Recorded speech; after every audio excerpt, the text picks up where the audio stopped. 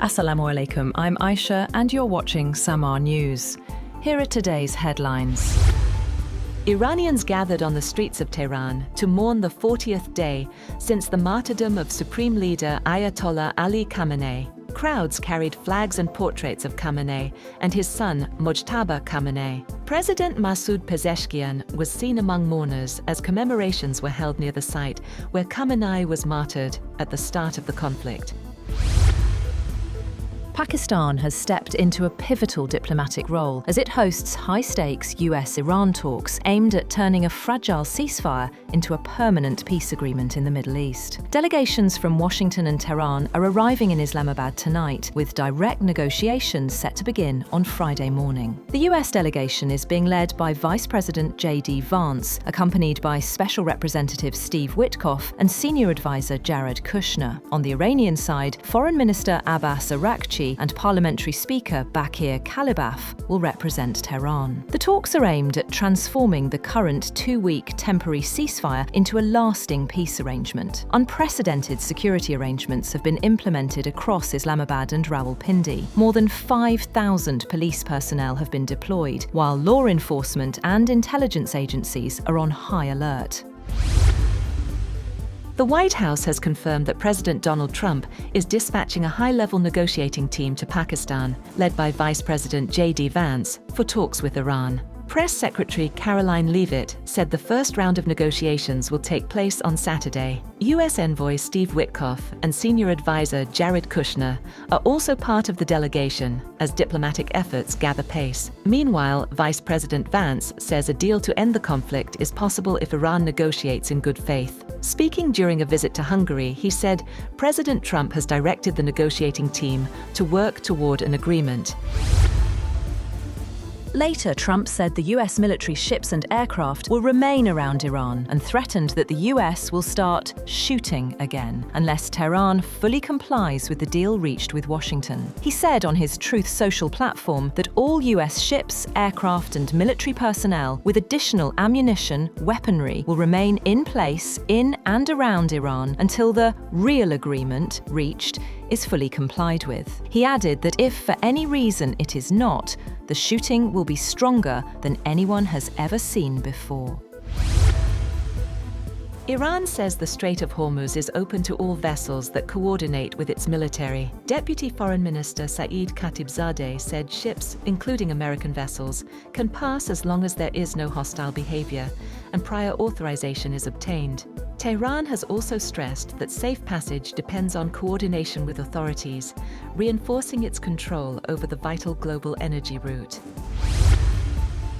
Meanwhile, NATO chief Mark Rutte says the alliance is willing to play a role in securing the Strait of Hormuz if required.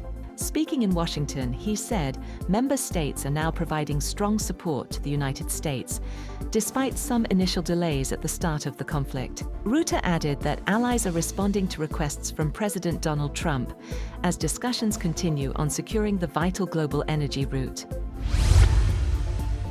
Israel has pounded Lebanon with its heaviest strikes yet, killing hundreds of people and drawing a threat of retaliation from Iran, which suggested it would be unreasonable to proceed with talks to forge a permanent peace deal with the United States. The warning from Iran's lead negotiator, Parliament Speaker Mohammad Bagher Kalibaf, said Israel had already violated several conditions of that ceasefire by ramping up its parallel war against the Iran-aligned militia Hezbollah, while the US had violated the agreement by insisting that Iran abandon its nuclear ambitions. He said in such a situation, a bilateral ceasefire or negotiations were unreasonable. Meanwhile, Benjamin Netanyahu says Israel is seeking direct talks with Lebanon as regional tensions threaten a fragile ceasefire between the United States and Iran. He said negotiations would focus on disarming Hezbollah and establishing peaceful relations, with talks expected to begin soon. The push comes as global energy flows remain disrupted, with limited traffic through the Strait of Hormuz and diplomatic efforts expanding from Islamabad to Washington.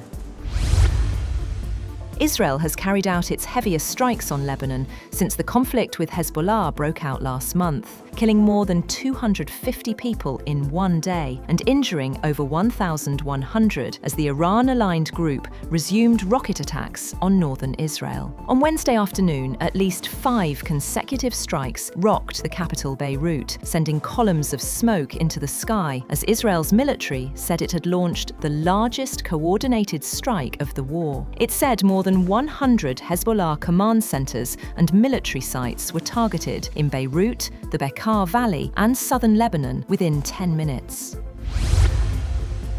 And Pakistan and Saudi Arabia have voiced serious concern over ongoing ceasefire violations in Lebanon, urging immediate and full implementation of the truce to ensure lasting peace in the region. Deputy Prime Minister and Foreign Minister Ishaq Dar held a telephone conversation with Saudi Foreign Minister Prince Faisal bin Farhan to discuss the deteriorating situation. Both leaders expressed deep concern over ceasefire violations in Lebanon and emphasized that full respect and implementation of the agreement is essential for sustainable peace and stability. According to a statement issued by the Foreign Office, these actions are not only a violation of international law, but are also undermining ongoing peace efforts.